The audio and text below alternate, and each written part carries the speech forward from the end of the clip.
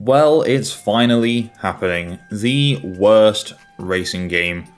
Welcome back to the Worst Racing Games, the series where you guys suggest different racing games that you think are terrible, then I play them, review them, and rank them. This week is a very special episode of the Worst Racing Games because we are celebrating 20,000 subscribers. Oh damn, that is awesome. And for the 20,000 special, what game would be better to look at, and I use the term game very loosely, Big Rigs over-the-road racing. For the last 8 to 9 months of this series ongoing, I have had numerous requests for Big Rigs. It's been on the wheel. I once accidentally said it was on the PS2 and like 100 of you told me it wasn't. And thank you for correcting me because I am stupid. I am stupid. So just for 1 week, we're not going to use the wheel and we are just going to play Big Rigs, talk about it, rank it, and move on. So first of all, obviously, we've got to talk about the history of Big Rigs over-the-road racing. So Big Rigs was developed by Stellar Stone and released in 2003 exclusively for PCs. The game's packaging states that the objective is to race over US truck routes to be the first to deliver cargo, and to avoid being arrested, even though the game features no police or law enforcement of any kind, so that's already a great start. Now, supposedly, the developer of this game, Stellar Stone, actually ended up outsourcing their work to Eastern Europe, so they didn't really do any of the work themselves. But anyway, now we've covered that, let's actually talk about the game. So the version of the game that you are seeing today is the very recent re-release that came out on Steam in April last year. That version includes both the original game and what they describe as an enhanced version, although at the end of the day, garbage is still garbage, enhanced or not, but we will get to that a bit later on. So I paid a grand total of about 79 pence to buy this game from Loaded, because I didn't even want to pay the $4.99 to buy it from Steam itself. So when you open it up, there's a launcher that opens, and then eventually you can get to the main menu of the original Big Rigs, which looks absolutely awful. The logo is gross, the menu is gross, there's like no options at all aside from graphic settings, and the only two graphic settings you get are between low and normal. There's no high, but does that surprise you at all? No. You can then choose Custom Race or Random Race. Random Race does exactly what it says on the tin. It gives you a random truck on a random map and away you go. Custom Race allows you to choose your truck and choose your track, offering you the freedom of choice. Okay, so now you've selected your truck, you've selected your track, and the game has loaded. And away you go. Your opponent will not move, and you are free to go about your day and win the race. So, handling wise, your controls are as follows. You move forward by pressing the forward arrow key, you move left and right by pressing the left and right arrow keys, and you brake by using the down arrow key. Very complicated stuff. That's quite literally all there is to it. You can't do anything else. Between the four trucks, the handling model and how they drive does not change whatsoever. They all feel exactly the same, they all turn very stiffly, they all accelerate very slowly, and they all brake very slowly as well. They are trucks at the end of the day, so, you know, hey, it's kind of accurate, maybe. But what isn't accurate is how the trucks can literally drive through everything. This game has zero collision detection, none whatsoever, so you can just drive through checkpoints, buildings, other trucks, bridges you can't even drive over, you just go under them and come back out on the other side. There is zero collision detection in this world except for the very basic foundations of the world. On top of this, slopes and inclines will not affect your speed either negatively or positively. No matter where you're going, you can go up a mountain, you will maintain the same speed, your truck will not be affected, there is zero gravity. You are permanently stuck on the ground. No matter how fast you go off the top of a hill, you will just stick to it and go right back down the other side. Very strange.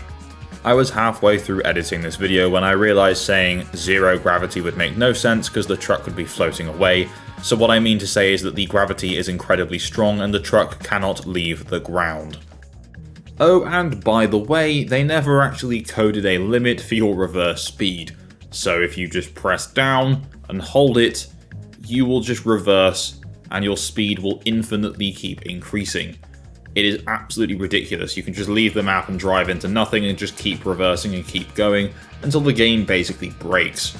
Now, in terms of visuals, Big Rigs looked like it was assembled from spare parts found in the discount bin of a 1998 game engine. The environments are vast, empty wastelands populated by buildings, which of course you can drive straight through, and bridges that do not believe in collision detection. The textures stretch, they smear and repeat endlessly, and parts of the road just pop in and out of existence at any given moment. There are times where you drive through entire cities, in inverted commas, and they appear to be abandoned not just by people, but by the concept of any effort. It's less of an open world and more of an open wound. The trucks themselves are big, shiny, and just kind of disconnected from the ground. Your rig just glides along the road like it's late for an appointment with destiny, unaffected by gravity, friction, or like any common sense. Basically, the game doesn't look very good, which I'm sure you probably figured out for yourself after watching this video for about 5 seconds. So if you thought visually the game was pretty bad, well, I've got some news for you because the audio design, well, it isn't exactly much better. Big Rigs features music and sound effects, technically, but in reality it just kind of features noise. The engine sounds loop endlessly, creating this audio equivalent of being trapped in an elevator, but not with elevator music, no, there's just some guy in there making some horrible noises, trying to imitate a truck.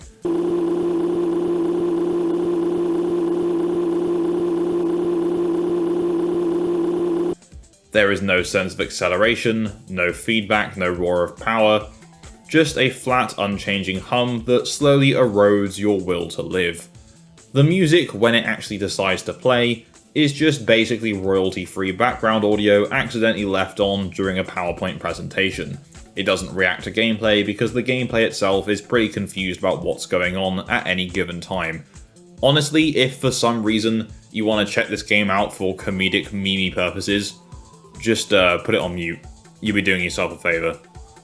The level design isn't exactly great either. Each map in Big Rigs represents a stretch of highway that looks like it was drawn by someone who has heard of America but never seen it. The roads twist, turn, and occasionally just kind of stop. As I mentioned, every building looks abandoned, the hillscapes look janky as anything and you can climb up them no matter what, and there are checkpoints but they don't really matter.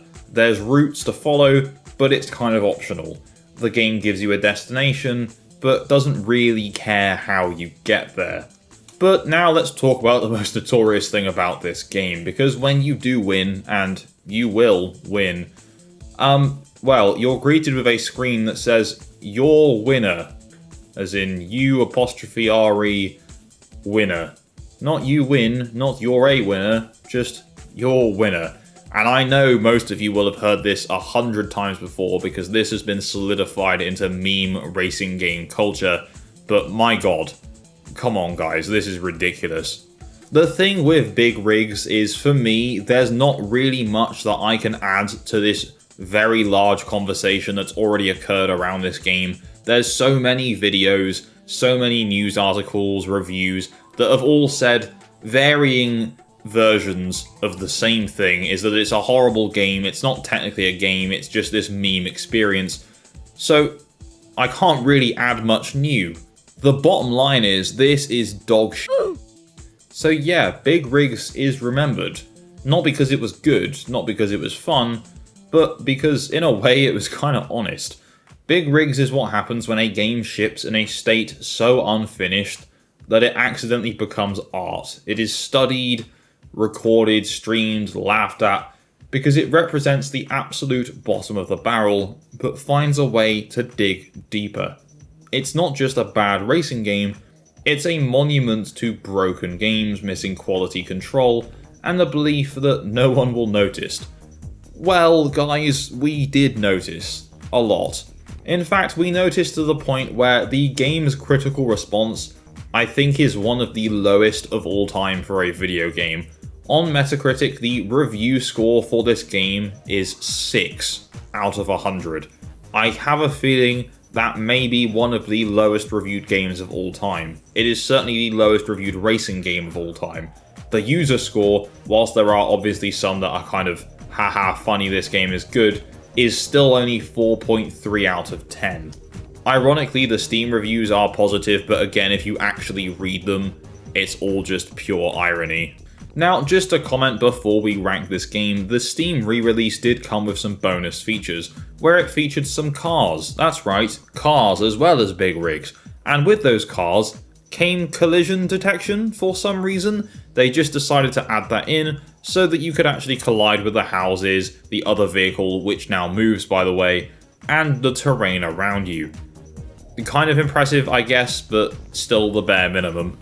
The reason for the bonus features with the cars is because of a game called Midnight Race Club Supercharged, which is once again from Stellar Stone, and it's basically the less fun re-release of Big Rigs, where the game added cars and bikes, and that collision detection system which I mentioned.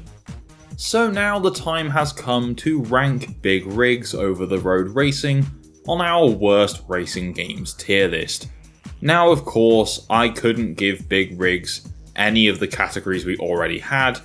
It had to have its own thing right at the bottom. So introducing the Your Winner category that Big Rigs and only Big Rigs will be in for the rest of time. Now, as well as this, I have actually updated the tier list a little bit so that the games in each of their categories have also been ranked from best to worst in my opinion. So you'll see in the top of Actually Not That Bad, where Need for Speed Carbon did sit, is now Road Trip Adventure because that was my favourite game in that tier list. So going from the left to the right, left being my favourite, right being my least favourite. And that same logic applies for all the other tiers as well. Now, of course, no one in their right mind could ever recommend Big Rigs Over the Road Racing to, like, anyone, other than maybe a torture method. It is not enjoyable in the traditional sense, it's not functional, it's definitely not complete, but it is kind of fascinating. It's a game that teaches us all quite an important lesson, I think. Sometimes failure is so total, so uncompromising, so confident in its wrongness that failure becomes immortal. Big Rigs never reached the finish line because it drove backwards off the map at infinite speed, but somehow it still won and remains kind of relevant. Anyway, that takes us to the end of our look at Big Rigs Over the Road Racing, and with it, this very special episode of the worst racing games. Thank you guys all so much for 20,000 subscribers. It's so damn cool. I'm so happy about it. It's just amazing. And with any luck, we will keep going and keep growing, and the worst racing game series will continue, and we'll look at God knows how many other garbage games. Anyway, thank you all so much for watching. If you enjoyed this video, please don't forget to leave a like, and if you haven't done so already, subscribe and tap that bell for notifications to stay up to date with my future uploads, and we'll get to the 30k special even quicker. Anyway, a massive shout out to my Patreon subscribers for the continued support, and all I've really got left to say is, your winner, and goodbye.